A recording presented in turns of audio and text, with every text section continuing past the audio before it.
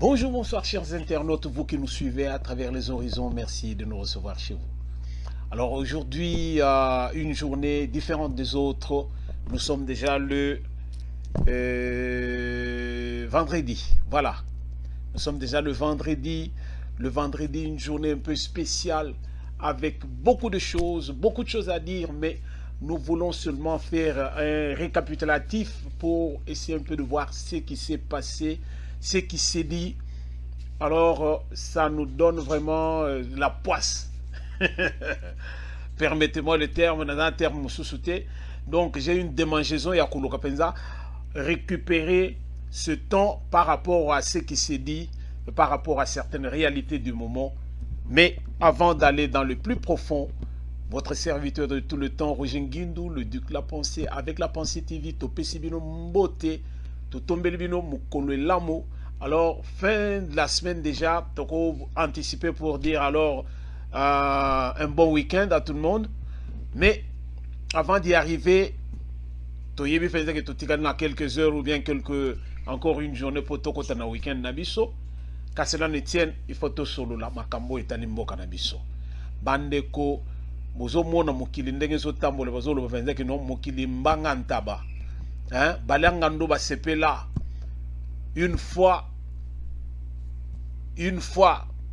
il y avait quelqu'un qui s'appelait Paul Kagame, où Yazaraki, le roi de la terreur, Nakati Penza à Grand Lac, où Tozota le Penza donc Azosa le Penza Loa Nandenga Mukete, l'homme le plus puissant, donc girafe Benza de l'Afrique.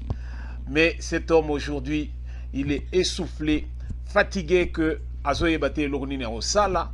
Alors, Makambouelekeli est belé. Tozolinga toko makuna, mais avant d'y arriver, Topesibino d'abord merci parce que Bozali ba o et Bozo percebi confiance. Tozo ya pona koyate, Tozo ya to solo makambo kanabiso ezali ko sala biso pasi. Tozo un souci penza que lobi pe mboka na biso ezali ko ba mboka mususu o ezali penza que yo côté penza que non, il y a ba avancer moko beaucoup plus ezo sunga penza ezo la ki sa penza que ba mboka o bato bazali et puis bazali bato mayele. Mboka na biso nzambe akinela biso makambutu. Akinela biso déjà mboka parce que Dieu créa d'abord les cieux et la terre, tout ce qu'il y a dans les cieux et sur la terre, et puis ayoko kela moto na suka. C'est-à-dire que tout ce qui existe ici, nzamba kela ki yango pour que moto aya ko vivre nango. Donc nzamba kabele apese biso for free. Doloba apese biso gratuitement. Biloko nyonso akela.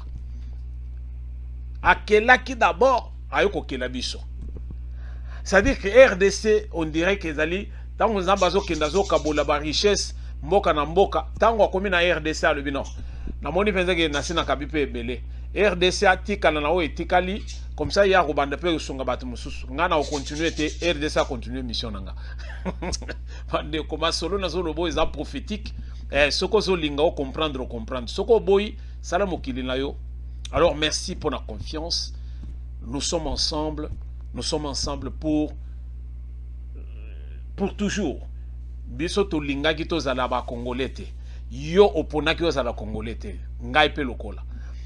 Ce qui revient à dire que ceux qui les lotos sur le makambo mboka na biso, c'est parce que ndenge nzamba salela mokili et ça que yo na ngai to se retrouver na kati ya RDC. Alors makambo etali mboka na biso ezo concerner biso tout sans exception.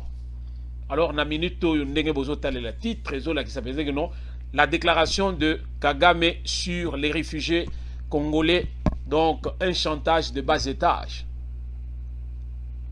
Un chantage de bas étage.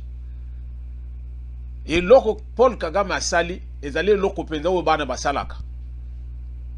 O moni penza que non opesi moninge loko, après penza boya ba o baluki o moni penza que non mutwana tamu so fingio ou bien a sali o boto le penza loko ana opesa kiye. Yango na zo sala.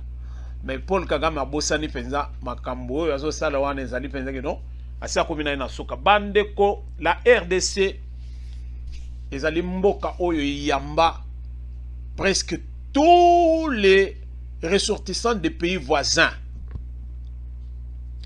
9 frontières, 9 penza, donc tout le que échantillon ya mboka na ba frontière na biso bazali na kati ya mboka na biso. On ne veut pas dire que biso pe tozala mboka na bango te. Oui, tozali, mais majorité baya epai na biso. Pourquoi? Parce que tango mboka na bango ezalaka penza donc na kimia te, baya kovanda na RDC pour na kozwa kimia. Il y a de ceux qui s'y sont établis.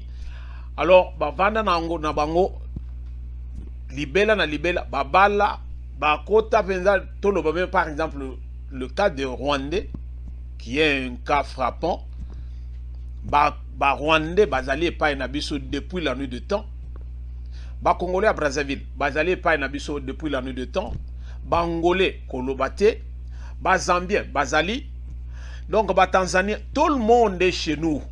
Ba Soudanais et autres bazali epai na biso, ba Centrafricain, ba Burundais, ba Ougandais bazali epai na biso. Moi je connais des gens oyo ba ya na kati ya mboka na biso tango kutu ba ndeko na biso bazozo kutu ba bourse, c'était na koloba te que c'est la RDC qui donnait la bourse, c'est ba bourse normalement à coopération. Ozomona penza que ba Burundais ba ya epai na biso ba vanda kuna bazozo ba bourse na bango.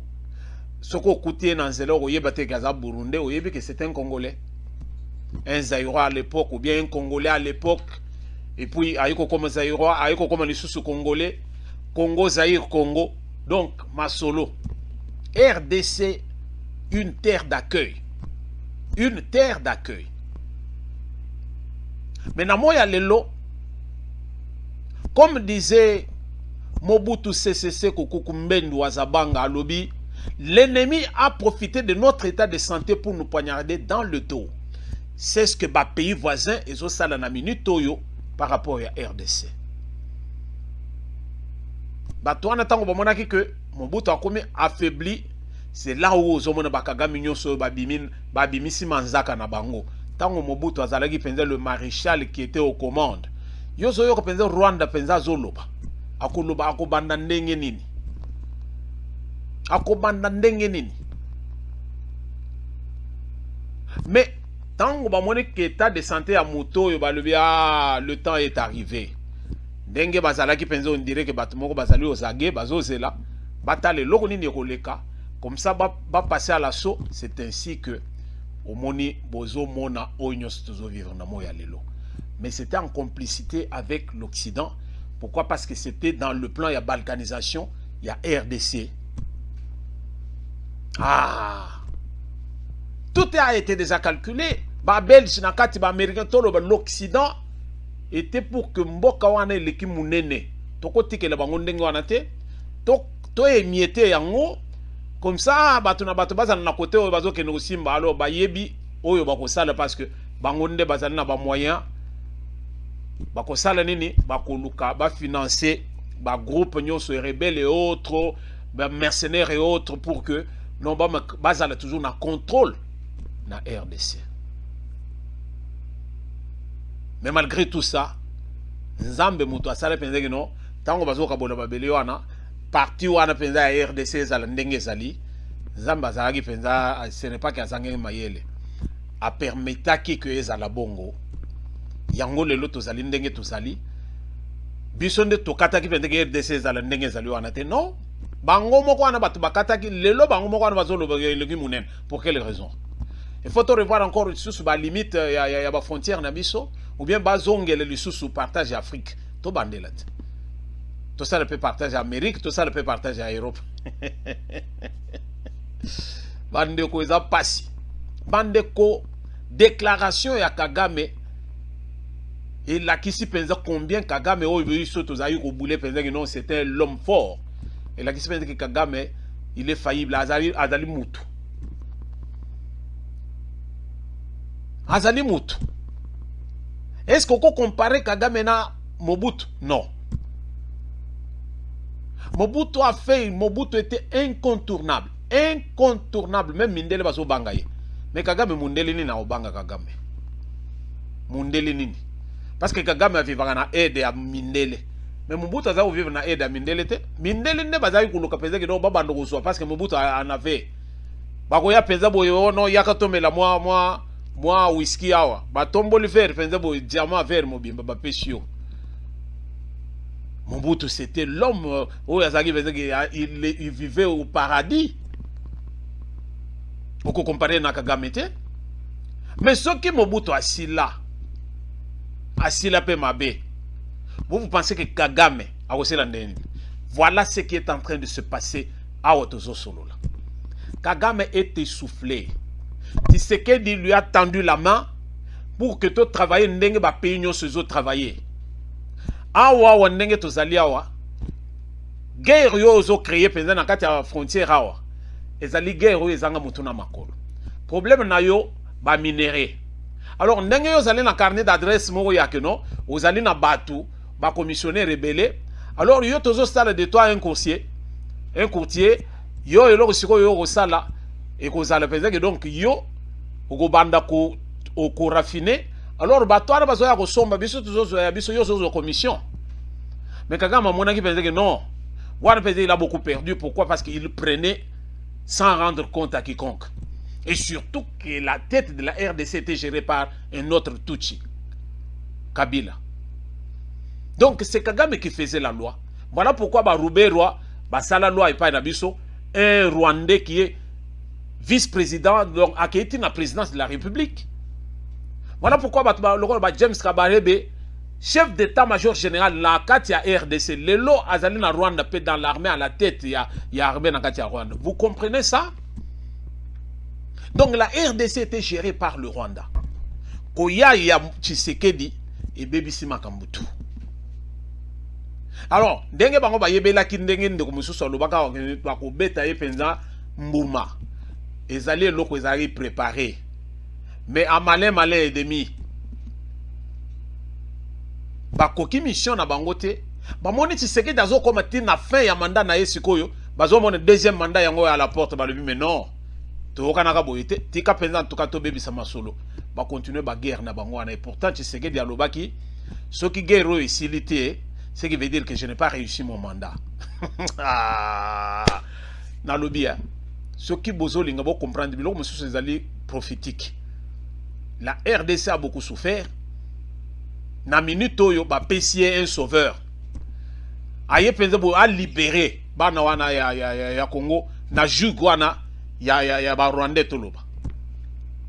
Avec leur couverture toloba ba occidentaux. Il était temps. Ceux qui ne veulent pas reconnaître ça, en tout cas, bozo salango de mauvaise foi. Soyons réalistes. Total amakambo penza ndenge zali. Bande ko toko vivre boyete. Plus de 2 décennies, toko loba que 3 décennies, RDC en guerre contre un petit Rwanda comme ça. Un petit Rwanda. J'ai vu quelqu'un dire non, il fallait seulement qu'on paie ça militaire, nabiso ba moyen. Comment voulez-vous tous faire appel à Bataliban Bandeko? Est-ce que Bozali, vous sortez de quel pays? RDC, vous ne comprenez rien. Une armée infiltrée jusqu'au sommet.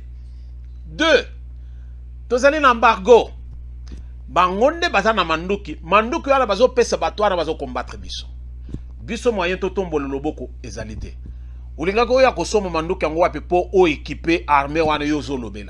combien les gens parfois bazo loba kaka tika ba loba. Mais ils ne savent pas comprendre biloko ndenge zali. Ils ne savent pas comprendre. Tshisekedi a appelé Kabila son frère, biso tout aussi lika. Mais c'était un langage diplomatique au batumingi ba comprendre kité. Il s'est rapproché de Kagame pour lui faire voir que non, to luka to travailler de mèche pour que non, biso tout se retrouver, tout développer le secteur na biso. Non, Kagame a trouvé peut-être que non, bakati ndenga za ko lingela banda kozwa. Kagame a continué la guerre. Maintenant, rapport de force ezali que non, ou bien c'est la guerre, ou bien c'est la paix. Alors de deux, ceux qui t'ont négocié par la diplomatie et simbité, option est égale à la guerre. Tout le monde pense que makambo bandi ko changer. Ukraine lui sous ayo sunga biso. En tout cas, vraiment, Ukraine, merci, bah, occidentaux. Nengebino mokeko tumo la penza, Vladimir Poutine. Alors, makambo Ukraine oyo et sali le sous kitoko. Parce que le lot, tu as constaté penza que non, Russie a lobby mais ndenge bazo linga ko pesa bino mandu kité. Moi, je vous donne ça gratuitement. La Chine aussi est à côté. Alors, bateau ba lobby France est déjà assez à constater que les autres perdent déjà Afrique, une partie de l'Afrique où ils ont géré. Et les Américains peuvent perdre le sous-RDC ici. Tikato Kitsamaboko, Toyokana. C'était la même politique où Tshisekedi Ayaki Nango auprès de Kagame, mais Kagame n'avait pas compris. Alingeka Kazwa, Lokoso, juste pour se maintenir à Tongamboka. Et pendant ce temps, Bisika Yazo Puisewana, Bango va toujours pauvre, alors au bas de l'échelle des pays pauvres dans le monde. Mais à l'heure actuelle, la donne a changé. Donc, on peut se dire que non, au bando raffiné ou non. Bisomoko toko raffiné. Alors, débrouille-toi avec ton carnet d'adresse parce que Bisomoko, to bando senga siko ba investisseur wana, ba acheteur wana ba ya epa na biso parce que biso na bango penza far. Nye. Les Kagame menacent même pas occidentaux bazo tel essayer que non aide to pesa kayo to pesa kayo yango lisusuté parce que sokozo quand il y a refus d'obtempérer to lobi tika ko financer nini armée na yo bien tika ko tindika armée na yo na RDC ba kendo sala buzoba wana bazo sala mais Kagame denga zaki déjà mal habitué moyen reculer les alités il fonce. Mais il fonce voyant pour lui. À mon avis, que non, Tshisekedi, c'est un novice. Donc, il n'est pas vraiment culturé, il n'est pas un chauvin de la politique. Mais Bossane que Tshisekedi, dès son bas âge, Tambola na papa na yetindenge, papa na azo kufa, na maboko na ye, à mon avis, que oui, effectivement, na azo comprendre mukilindenge zo tambola. J'ai regardé une vieille vidéo ici. Là où Félix Tshisekedi Tshisekedi wa Mulumba, de son vivant, il disait Azoye bisanani, Azoye bisa kuswanika. Aïbsa lobi, makambo nyonso tozali na ngwawa.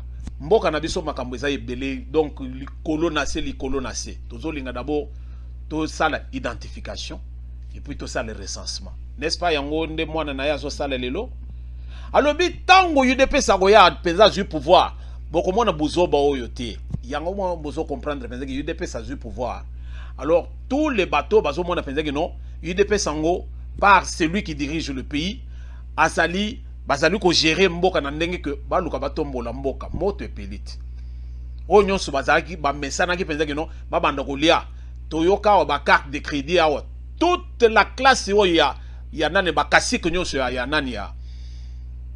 Il y a PPRD. Pendant la carte de carte ou la carte Visa, où il y a $50 000 chaque mois, chaque mois, na trésor public, n'engeni mboka ngweko eko telema. Tolinga to telema ici kanini. Congolais il faut toyer baka air moko boye, tango tozali ko engager ba débat, to engager ba débat après étude, après réflexion. Ou bien ceux qui mutozo loba zala un peu posé pour yo kamakamuni na zoloba afin que oye bandenge ni oya ozongisa ceux qui tozalika na kati dans le tohu bohu alors toko salaka le côté parce que on ne veut pas écouter l'autre. Nous le disions dans un précédent numéro à Watolobi, le Congolais ne veut pas apprendre du Congolais. Tu as fait ton tour et simbité. Alors la moindre des choses banda kimia tika batu mususu pe basala nano otala ndenge baso sala. Non, et ici, alors j'aimerais que si un jour na koki ko zongela, alors na zongela na sala boye pour que en tout cas ba rivalité wana ya ko sala malamu e ko sala pendeke donc mboka peut toujours développer en ndenge wana parce que oyo ya le bino ngana ko dépasser oyo ndenga salaki oyo pe aya le bino no wana salaki rien ngai na ko mata mais yo salaki rien tolo ba que point de départ ezali yo maintenant siko yo wana osali loko malonga te tika bato mususu wana bazo sala observer bango bazo sala ndenge nini mais non tout le monde bazo sangana mbongo zo tambola butu juste pour que non babanda ko saboter biloko mondinga zo sala mais non erreur tango bozo saboter wana vous êtes sollicité par bato bazo mona milo bezeke bozali na niveau ya C. Vous avez un niveau assez parce que moto lokola ngai tango zo ya na biloko ndenge wana na oyebisa na lobi non mbongo na pe na ngozwa na nga na le yango après na exécuter ce que lobité parce que mbongo wana eza ya yote eza mbongo wa mboka oyo olekelaki. Vous comprenez ndenge to ko sala na makambo. Mais tango nazo kende ko sala makambo mususu parce que souci na ngai ezali mboka ebonga. Ezali te yo bandoko ya ko sala ba kuba wana juste pour que non to bandoko ko patauger toujours non. Non non. Na moya lelo Kagame azobetela biso masolo ya ba réfugié. Tolanda non Patrick Moyaya. Eza dossier c'est tamboli. Mais tolanda parti moko ya moke tokataki oyo et puis to comprendre makambo ndenge ezali bongo tozongi toyeba côté nini penza Kagame azolinga même biso. Il y a plus de réfugiés rwandais au Congo que des réfugiés congolais au Rwanda. Et cette question a fait l'objet des discussions entre les deux gouvernements. Les deux chefs d'État étaient là à Luanda en juillet dernier. Si vous regardez la feuille de route, il est prévu que l'on traite cette question de réfugiés dans une tripartite avec le Haut Commissariat pour les réfugiés. Je peux vous donner des chiffres à titre indicatif parce que du côté congolais, ce travail a été fait. Les chiffres au 30 novembre 2022 disent qu'il y a à peu près 77 000 réfugiés congolais au Rwanda qui sont du fait des agissements du gouvernement rwandais. Parce que, souvenez-vous qu'en mai 2021, lors de l'éruption, les Congolais qui s'étaient réfugiés de l'autre côté n'ont pas voulu rester un seul jour de plus. Et ils sont tous rentrés. Souvenez-vous, c'est récent. Et donc, il y a ces réfugiés qui sont là-bas, qui malheureusement sont instrumentalisés pour de fins politiques quelquefois. C'est inhumain parce que dans l'attitude dont fait montre le président Kagame, même si j'ai vu qu'il y a eu une tentative de recul sur le sujet, mais il a dévoilé ses vraies intentions. Ça veut dire que pour lui, les droits humains n'ont aucune valeur parce que vous ne pouvez pas vous permettre, en tant que chef d'État, vous dites panafricaniste, de faire un chantage à la communauté internationale sur des vies humaines en bafouant tous les textes légaux en la matière. Et pourtant, il y a ces fameux billes du siècle avec 140 millions de pounds, 140 000 pounds par tête des réfugiés qui a été fait à corps et à cri avec le gouvernement britannique. Peut-être que la pression, il voudrait que la communauté internationale commence à payer par tête des réfugiés parce que c'est finalement... Bande koba bolingo, binomoko boyoki Patrick Mouyaya. Ba réfugiés congolais, oyo ba kotaki na Rwanda. Ba yaki parce que RDC azali na politique nini. Pourquoi ba réfugiés wana congolais ba kendaki na Rwanda? E bandi na Tshisekedi, to e bandaki na Kabila. E bandi d'abord na Kabila. Buzoba oyo ba nkunda batware bazali ko sala côté kuna est. Et sale ke batu ba benda na ba ya kovanda na Rwanda. C'était voulu par le Rwanda. Tozongeli lisusu. Tshisekedi a côté na pouvoir. Buzoba wana continuer. Lelo Rwanda zolo beke no batwana bazo kima RDC parce que RDC est mal géré yango bazo ya siko tango RDC est mal géré. Vous pensez que le Rwanda est bien géré pour que le Congolais puisse prendre le Rwanda comme un modèle? Non. Voilà. Voilà comment nous pouvons analyser les choses. Le Rwanda ezali penza que non soko ezali kuna oza muselé yo ko koloba te okoloba nini.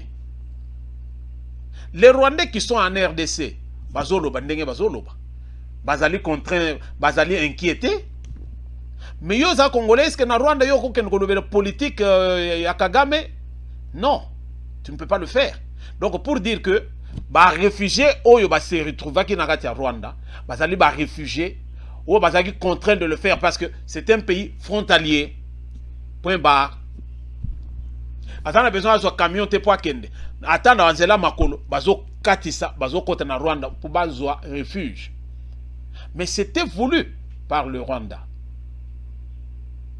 Mais ceux qui te l'ont dit Patrick Mouyaya, batu babenda naki bango moko tango bamonaki pensé non, buzoba ekota ki awa balobi non non, tozonge pa na biso chez nous nous sommes encore mieux qu'ici. On a compris que Patrick Mouya est allé trop loin pour dire même que non. Mais le Rwanda, ça c'est la prison. Je ne vois pas un Congolais qui a penza Congo pour qu'il ne na Rwanda. Mais tant que bisope tozo analyser yona ngandenge tozo solo la boy. Est-ce que vous avez pensé que donc Congolais a penza RDC a na Rwanda? A le nini? Quelques Congolais moko ndambo moko qui sont dans les affaires bavandi na ba frontière Rwanda azali atale à lever non, je vais maximiser dans na fonctionnement nangai. Qu'est-ce qu'il fait? Azo foute le monde ndako moko ya moins cher na côté à Rwanda mais ba activité na ezali na kati ya kin et na kati ya est kuna na RDC azo travailler pourquoi akei kuna na banganda o ya Rwanda abini na ye alali lobi na tongo azongi kotoyo. Ça se fait. Il y a les gens qui sont en Belgique mais qui travaillent en France. Il y a des gens qui sont en France mais qui travaillent en Belgique. Il y a des gens qui sont en France qui travaillent en Suisse. Avant de aller en France, mais akati saka kendaka. Akei asali musala na zonga ya kolala kotoyo. Ça c'est un problème au toloba quand même toko longolango kutu na aspect il y a beaucoup plus à intangibilité de frontières wana ezali oyo ezali penza ke ba famille mususu zo mona geno famille na ngai parti mususu bazana Rwanda parti mususu bazana RDC wana ezali problème à intangibilité de frontières tango batwana ba okata ba famille ezali ga ndenge ezali ngana zaki kotoyo na komi kotoyo oyo bazali kotoyo ba komi pe kotoyo c'est un choix soko zo lingo tika la kuna otikali mais yo soko moni penza ke non kotoyo esala bongo. Mais oyo, dans le cadre de l'affaire, il y a de ceux qui vont là-bas, qui dorment en Rwanda juste pour azal na loyer moins cher. Alors, azo maximiser na kati ya chiffre d'affaires na ye. Bandeko, tozo kende siko kozonga ko poser question. Vous êtes sans ignorer que Kagame souci na yezali qu'il puisse avoir beaucoup plus de Rwandais na RDC et beaucoup plus na Est. Ba Rwandais o mingi bazo kota na RDC. Vous pensez que bazo kende kovana na Kananga, Mbujimai, Lubumbashi, Kolwezi, Kamina, tout ça? Non. Bazana na Est. Na Est wana o bazo ya wana, ce ne sont pas vraiment des hommes d'affaires. Bazo tinda kaka ba peuple wana. Bato baza ba cultivateurs, ba éleveurs pour que ba ya ba banda ko occuper ba terre, ba se multiplier côté kuna juste pour qu'un jour rêve wana ya Rwanda ya penza que non bazala na zone tampon où ils allaient penser que non contrôlé par l'ONU et ça la penser que bango pendant ce temps là bango bazo bénéficier na ba richesse nyo sur RDC bandeko tout ça là ba calcul les belleté c'est ça. Voilà pourquoi nous voulons savoir ba réfugiés Oyo Kagame dont il fait mention. Est-ce que les réfugiés, ce sont des Congolais? Ou bien ce sont les Rwandais que Paul Kagame veut injecter? Laissez-moi accepter ce terme. Oyo pesa zolinga injecter na RDC pour que bas les belé comme ça rêve na bango un jour et ça penser une réalité. Ça ils allaient lokomoko tokulandela bien. Je suivais Lutundu là qui a dit que pour nako remédier na situation wana et ba pays frontalier oyo tozali na bango là où zone en guerre oyo ezali tolo ba que là où secteur oyo tozali nango ezali na état de siège ba pays voisins nyonso wana mon côté ba rose visa pour ba côté pa na biso.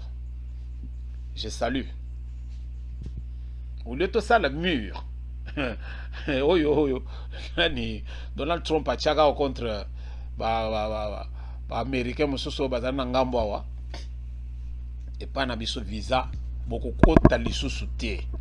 Rwandais ba vanda chez bango oyo ba yiba wana ekoki ba vanda na bango biso to vande pa na biso to tala banani bakolela.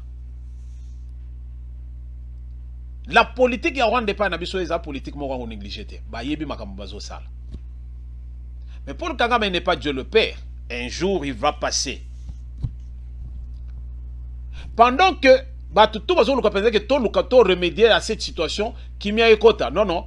Bato M23 bazo continuer ko bomba. Mais RDC peut à la réalité. Awa manduke ko yao. Hein? Nous sommes prêts à tout.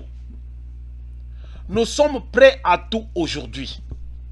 Et Paul Kagame au meki penza to koti to nyati to longolio pe o kimi to récupérer mboka wana to pesa na maboko abatu mosusu. Na minute ko sakana te parce que même ba recrue oyo bazwi lelo penza bazo beta mundu ke na ndenga mukitoto na ata mwa video oyo ezo sala mwa ezo tia mwa makila penza zo mata penza bien na mutu. Donc mutu ningani to landa na mwa video oyo to seka muke non to sepela muke. De l'Ituri, plus de 700 éléments venus du centre militaire de Lukusa ont reçu une formation complémentaire à Bunia sur les techniques de combat, le droit international humanitaire et les règles d'engagement ainsi que la discipline critères du succès au sein de FARDC. Durant 3 mois, ces soldats ont été outillés par des instructeurs de l'armée régulière, de la 32e région militaire et de la garde républicaine pour se rendre compte de leur performance avant leur déploiement sur terrain. Le gouverneur militaire, le lieutenant général Luboyanka Johnny, accompagné des membres du comité provincial de sécurité de l'Ituri, a palpé du doigt ce mardi au centre d'instruction de Rwampara, situé à environ 17 km du chef-lieu de l'Ituri, aux manœuvres et démonstrations de tir dans le théâtre des opérations.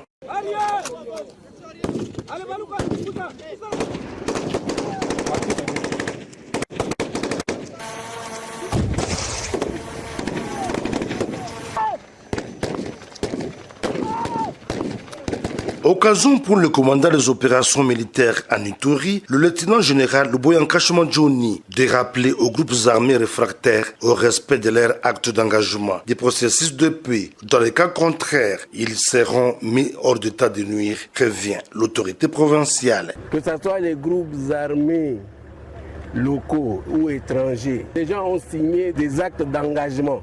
Et donc, ils doivent respecter ces actes d'engagement-là.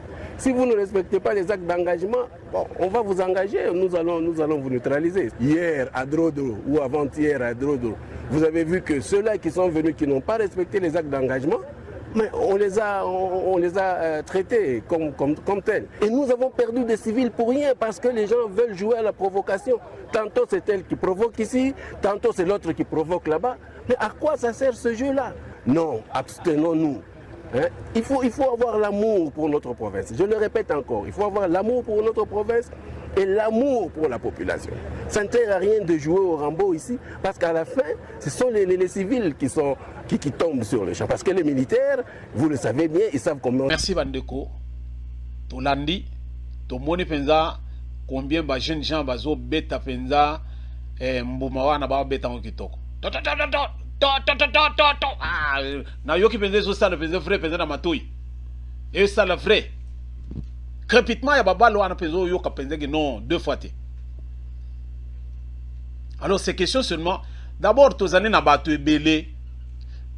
Na banzi bato balandi pendeke bazo landa ba media mikolo nyonso tozo ka penze que non tozali ko tout mieux classé na rang ya armée penza ya makasi na kati Afrique par rapport ya ba Rwanda nyonso yo quand bien même mwana ya Museveni alobaki non côté na biso nyonso ana yende abango nde bana na armée ya likolo babunde isika nini babunde isika nini ba Uganda babunda wapi vous voyez tozo landa opeza ke milobi tozo lia bango tout côté bazali wana bango tout tozo lia bango toza na armée moko eza likolo ni tete seulement eloko opeza embargo oyo nazo mona penza Rwanda isika linga telemate. Et ni était aussi l'infiltration dans la armée nabiso. Kala. Mais tout simplement parce que Mboka Ezala qui géré par le Rwanda, par Paul Kagame, na moya lelo tolobi toboy bilokwana. Tozolinga to récupérer tout. Alors tout alors. Alors, to tourner pas joyo tolobi penza que non. Débat penza ya Paul Kagame penza chantage penza de bas étage. Azo ça le chantage na communauté internationale na bani tolobi boy. Ola kisabiso batwana ozosongisa batwana tomona bilongi na bango est-ce que ezali bilongi ezali ovale auto ezali bilongi moko ezali rond na boy baya koloba ke oh non nazali na ba propos vraiment xénophobe non tozolinga toloba boye Paul Kagame asakana na RDC te RDC za Uganda ou bien Burundi te RDC ezali eloko makasi na mundela so banga que RDC penza zala penza au summum parce que sans quoi vous êtes capable de beaucoup de choses. Ba pesa biso batu mitezo sala Congolais au mitezo sala te na yibité. Sauf la génération ya Kabili oyo tozobenga kuluna, parce que c'est une génération à Kabylie.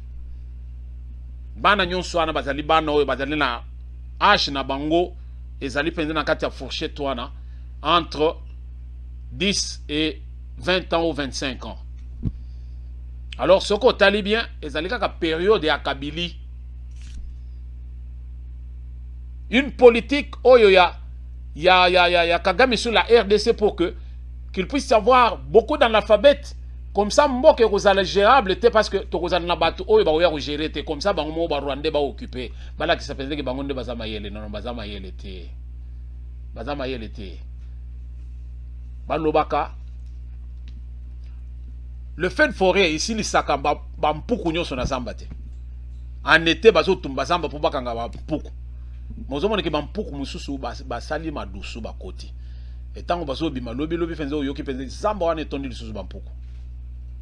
C'est pour dire que oyo batanga ki wana, oyo parents qui avaient lié pièces et mains pour que bana na bango balanda ba formation à bien. Bazali pe, c'est facile de les dénicher, bisika bazali et puis basimba mboka yetelema. Pendant ce temps, yozo boule penze ke ba Rwandais de bazama mayele, non, mayele na bango ezali te. Soko za muyibi, oza muyibi. Soko za mutu moko ya désordre, oza mutu ya désordre. Kagame a voulu faire Abatouchi pensait que race supérieure en Afrique, mais erreur. Race supérieure, les réalités, nous sommes des Africains, nous le resterons. Mais dire que vous allez supérieur par rapport à quoi? Par rapport à qui? Point barre. Tolungwe, tokoti siko na masolo, ou ezota la campagne électorale. Bande ko bilo, misusu ndenge na lobaki na ibandelea na lobiso, moninga abali sepela, moninga zui sepela. Parce que le panier circule encore. Tourne na yoya. Félix Tshisekedi à côté un pays, le mal était profond. Abundi ndenga zo bundela, bazo le bebende que non, Félix Tshisekedi n'est pas à la hauteur, il est incompétent. Pour nini bazo finga incompétence à Tshisekedi tout simplement parce que bango batunyo so bazo lobawana, ce ne sont pas des acteurs politiques pendant à solo. Ce sont des crieurs publics, bagrio. Vous voyez? Alors ils le font parce que bazo so ba miette moko bazo pesa bango na ba ceux qui ont géré autrefois. Alors qu'aujourd'hui, bakoki ko bima na balabala ko lobate parce que ce ka bimi bako lolaye bako bambaye mabanga. Nazo c'est le penza que ndenge tozo solo na moyi awa.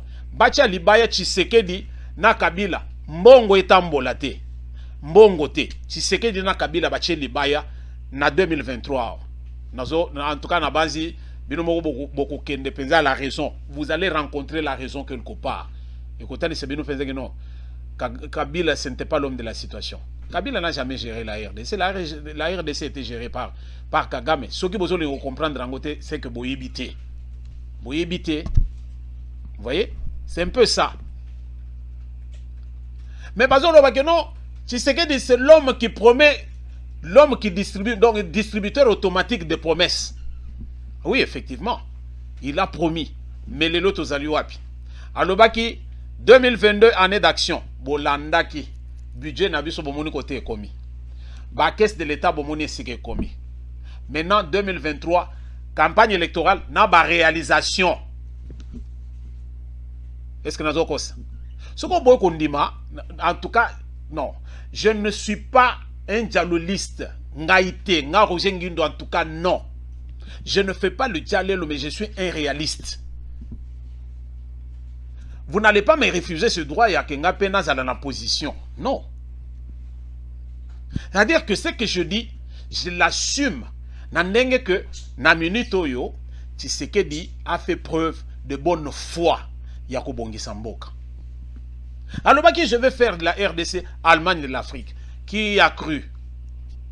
Qui y a cru? Qui? Mais les lots, bato jeté ma peau de banane pour qu'Akouya a réalisé kaka bato oyo ba géraki qui n'ont pas pu faire quoi que ce soit. Les réalisations de Félix Tshisekedi lelo yangonde zo pesa yi bilan na ye oyo ko défendre na fin de l'année. Même ceux qui katumbi a bendane alobaki non bilan na yo mo muto ko défendre ngo ako défendre ngo mais ako défendre ngo avec succès. Pourquoi? Parce que il y a des réalisations. Ba chemin de fer nyo so katange ko fakati. Tous ces gens-là étaient au chômage. Mais aujourd'hui, chemin de fer wana zongi bandi ko sala. Katumbi azagi wapi? Il était là. Kabila azagi wapi? Il était là. Mais Kabila na Katumbi, bangonde tozo kutana na bango na 2023. S'il y a quelqu'un sur qui je peux mettre encore une carte pour dire que non, Motoyo, alors c'est un opposant alors qui reste constant. Azali Moko. C'est Fayoulou. Fayoulou aza constant. Azo lingo kozala soki kote nini te. Azo lande sika la ou bako pese moi la asala ba masolo na ye. Mais ba mususu wana, il cherche toujours à kosala koluka ko zongana. Kabila abengana Katumbi. Katumbi azalaka na RDC te. Ba élection à 2018 à Bolanda ki Katumbi azalaki na Zambie kuna et pas na bango. Tolo makamundenge ezalite. Katumbi azo senga au permis ya voyager avec jet na ye. Jet na ye wana ezaka na RDC. Non, na Zambie. Pour quelle raison? Parce que na RDC ba oboto le yango non. C'est là où il fait ses affaires. C'est là où il a union chez Zali. Moi, na épée, kuna famille na kuna. Donc il n'a pas de souci à se faire.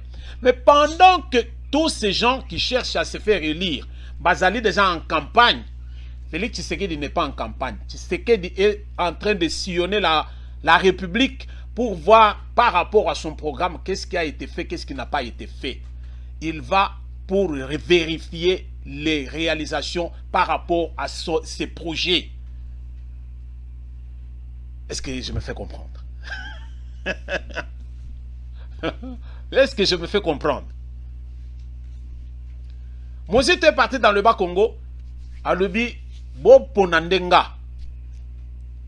Oh yo bazo kendo, oh bo ponanga. Mozito dit qu'il avait géré la RDC. Basalanine sous régime à Kabila et l'autre. Matata Pognon. Bokanga Lonzo, monsieur Bokanga Lonzo. Asala oyo asala. Nani lisusu. Batu nyonso bo achibala et autres, tout ça. Babo mamboka. Melelo. Tozota lawa. Namoni awa na uti kota lawa penza eloko moko salinga penza joie. Pendant que les autres sont en train de faire la campagne, Félix Tshisekedi est vraiment là pour vérifier, se rassurer de la réalisation et puis inauguration de plusieurs des œuvres qui sont en chantier dans le pays. Ba chantier nyo so na zo kenda vérifier oui oyo izo mata. Mama yemo yango na zo telema. Balinga ba kangele biso karma pa opona nini ono akeko yemba mama yemo. Bome mangana mama yemo te pokuna bampuku nde bakolia nga avant même que nami kufela. Lelo mama yemo yango na zo telema. Sous Kabila on n'a rien fait, soyons réalistes bandeko. Olive Lembe ye wana azo telemisa ba hôpitaux yaye. Mais ça ba hôpital ya l'état te. Ce ne sont pas les hôpitaux de l'état. Oyo kokuta wa mususo yo comment il s'appelle Matata Pognon. Matata Pognon ye wana tongi na kindu shebango. Et puis université na ezali yaye, ezali université ya l'état congolais te. Mais on peut toujours récupérer ça pour dire que non, ezali to utiliser penza expropriation pour cause d'utilité publique, toujours yango to tiango ya l'état. Motorobot la zate parce que l'état est toujours souverain. Donc, Tshisekedi est en train de... Donc, son souci est de voir à la fin de son mandat de grandes réalisations. Voilà la volonté politique est manquée na batu ebele ko banda même Mobutu a salé le romo a bien ou a salé les biso à part pour Maréchal na stade Kamanyola le reste c'est quoi Mobutu tango a lungwe mbanda ka comme village alors village à deux fois té. Tout ça, ça faisait la fierté. Mais Mbaya, il a tout détruit. Et Nini, Oyo Nini, trop bien Nini. Là où il allait encore se réfugier, Mobutu. Donc, il avait préparé Babissi comme quoi bien. Mais non, Bato Baya va détruire tout. Kabila Yoko Kote Penzo Mawakutu. Kabila Tonga Nini. 18 ans. Boye Bisangai et Lokomoko Kabila Tonga. Plus de 10 ans, na Katanga, le grand Katanga, nani azaki nongo na moboko, Katumbi, a Tonga nini. Et l'autre côté, le Katumbi a commis atongi mwa dispensaire awa, atongi mwa clinique awa, azobenga bango ba hôpitaux, atongi mwa bâtiment moko awa, a renouveler bâtiment moko awa, nyonso wana toujours na kati ya campagne. Mais Tshisekedi ne fait pas campagne avec tout ça, il est parti à lobby. Le distributeur automatique de promesses irréalisées ou irréalisables. Alors, les lots, tout ça, on a pensé que bah yé les bisoawa, et l'eau comme moi qui toko awa, ils ont payé ça penza, bana Équateur penza, et l'eau comme moi qui toko. Dans le bien que tout l'an au moins en image, hein, tout l'an en image, bah réalisation. Le peuple congolais n'est pas dupe. Tout l'an n'enge mokilezo kende. Eh bah congolais bah on va trancher. En dehors des crieurs yo itozo benga ba griot, ils peuvent parler, mais les faits parlent d'eux-mêmes. Ce que boy kondi ma réalisation à Tshisekedi aux ande motema mabe, on doit se le dire. Soyons réalistes. Toti kapenda ko marché ba mo ba no sale biloko mo non. Évitons d'agir aussi par procuration. Non. Sois toi-même dans ta conscience au vent penzo la penzo au côté na douche zo soko le penzo te attendre dès que to sale le penzo masolo était. En tout cas Tshisekedi aller bango 3 points azoli abiso na 3 points. Mais ndenge tozo linga penzo ki tozo ngo affaire sans quoi to kotikala ga boy. Ba ko seka ka biso. La moindre des choses to crier kakati, soki to kukufa na o crier to kufa kaka. Vous voyez? La population du sud Ubangi dit merci au chef de l'État, Félix Antoine Tshisekedi Tshilombo. Bak na bango yo bazai kolela. Bak zongo de retour. Nga donc bazali ba donc ba beti ba shita sima bazondi on n'en revient pas. Biso to ndima kité. Distributeur automatique ya ba promesse yewa na penza en tout cas à réaliser. Otika la sega ta mamuke. Ezo ça la vie. Rozengindo makambo.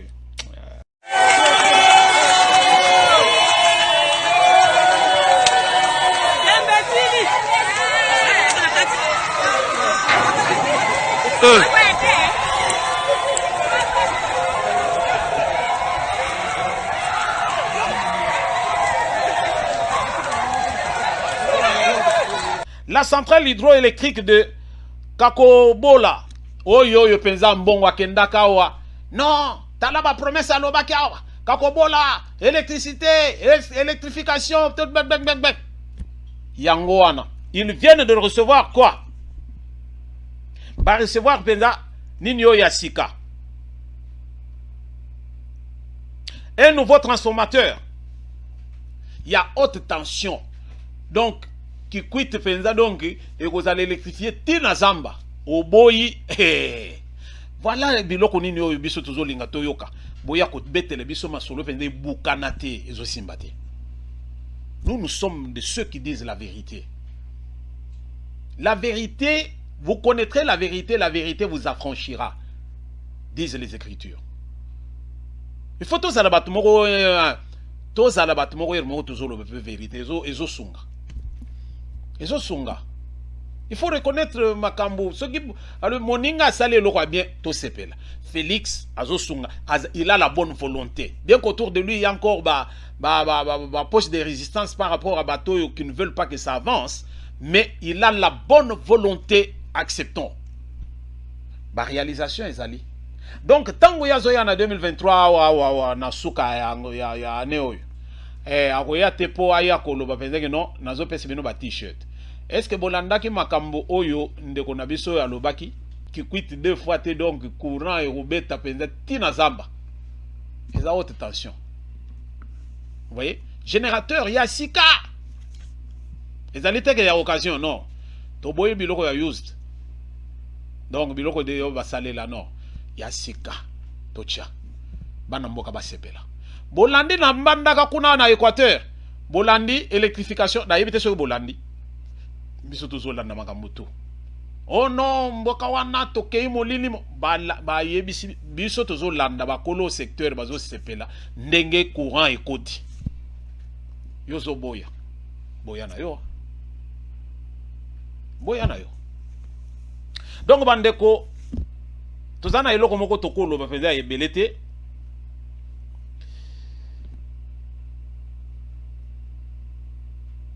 Bato a PPRD bazo linga ba boycotter ba élection ba senga penza que donc na fin de l'année wana ba ya ko sala ba mouvement citoyen ba nini ba senga penza que mot d'ordre sur la République bazo bossa na penza que non bango baza ba Tshisekedi est resté dans l'opposition pendant plus de 30 ans dans l'opposition plus de 30 ans dans l'opposition donc azaki suivi na mindele baza ko bangaye opposition na biso jusque-là ils ont été. PPRD, ce n'est pas l'opposition. PPRD, c'est l'opposition. Ils ne sont pas organisés. Alors, bino bozali, lelo bazo bimao bazo nako cité kombo ya mutu moko kaka. Bazo penser que non tozo linga penser que non, Seni ba revoir rango parce que bango baza représenter na katité, il faut ba revoir biloko wana ya Seni par ba animateur ya Seni. Mais ce qui totali bien, Shadari a tinda au moins 3 bateaux. Il y a FCC et le bande de Konanga Kalombo Azoluba FCC. FCC a tinda 3 bateaux. Bazali kuna na Seni kuna. Oyo kombo na yo na pisinga exemple kombo Didi si c'est Manora. Là mon FCC te. Soko koti na Seni. Tu n'as plus de coloration politique.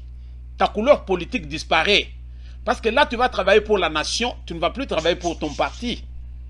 C'est ça ce qu'ils ignorent. C'est-à-dire que Seni et Zaliko réunir Batutu de toute tendance. Alors ceux qui bango bazo linga koya ko lukabilo ko bazo lukawana isa dialogue. Mais dialogue est pas na biso basalango depuis Mobutu ti lelo etikalo ko aboutir. Vous pensez qu'aujourd'hui ndeko ya ko aboutir? Non. Bozo linga to banda ko patauger les sous. Nous vous amenons aux élections en 2023. Je suis de ceux qui veulent que les élections puissent avoir lieu. Quand bien même toujours Félix a sollicité glissement il y a 2 ans, transition il y a 2 ans avant préparer l'élection banini. Non, tout ça là ballon d'essai. Mais toye ba pensa que non, 2023 dans les délais constitutionnels. Toujours ça la élection le 20 décembre. Wachala. Merci de nous avoir suivis. Votre serviteur de tout le temps, Roger Nguindo, le duc de la pensée. Bisoto ya ko solo la. Moto fo sala. Koya ozala un partisan te. Zala un nationaliste convaincu de père et de mère. Même ce que vous avez demi Dakar. Mais quand ton esprit est en RDC, vous allez pesamment en Mboka.